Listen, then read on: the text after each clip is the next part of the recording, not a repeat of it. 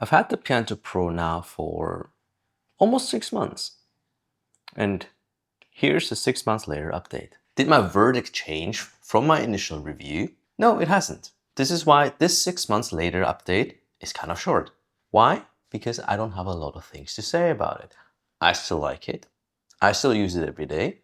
Actually, it has been my daily driver for the past few weeks because I moved and haven't set up my office yet. But there's still a couple of things that I want to mention. First thing, how is it holding up? The second, what have I changed? And the last thing is, what has been a little bit annoying? How has the Piantor Pro held up? So far so good. Nothing to report here, which is good.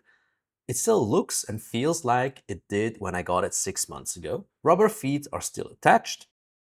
And I am impressed with the battery life. I maybe charge it once or twice a month and I use it daily, continuously for about 3 to 4 hours. And one of my main concerns was with the 3D printed case because it is made out of PLA. And PLA doesn't do particularly well in high humidity. It makes it brittle. And because I live in a high humidity climate, I was a bit concerned. So far, so good. It hasn't gotten brittle, it hasn't fallen apart. But I did add a bit of protection to it, which leads me to the next chapter.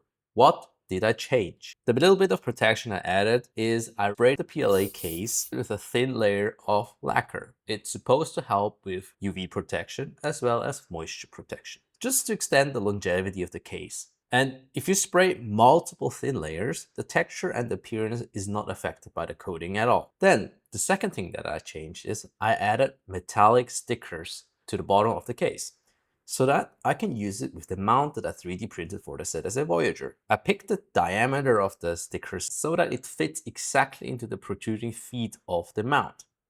Now I can use both keyboards with the same mount.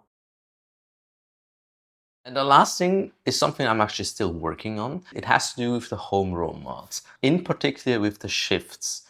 I am still getting a bit too many false positives when I'm typing it faster. False positive meaning it is registering a shift even though I don't want to type a shift. For example, if I want to type find, it often happens to write capital IND. I haven't found the perfect solution yet. I still think these false positives happen more often on the Piantor Pro compared to the ZSA. If any of you have settings that work well, please let me know in the comment. I would love to hear them. What has been a bit annoying? Let me preface that with the following statement.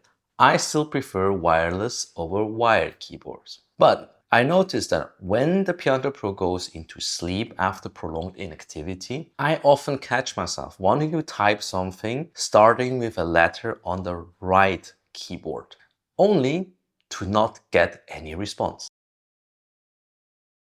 So I first have to hit a key on the left side of the keyboard and wait for it to connect to both the computer and the right side. Only then can I type.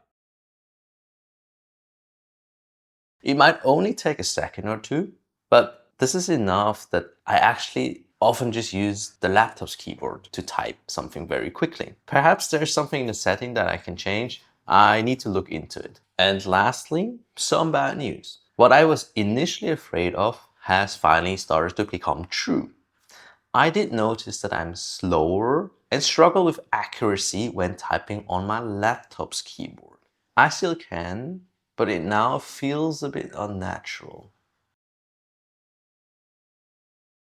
So overall, 6 months later, I'm still very happy with it. And I can 100% recommend this keyboard to people who have not very large hands and pinky fingers that are shorter than the rest of the fingers. Thanks for watching. See you next time.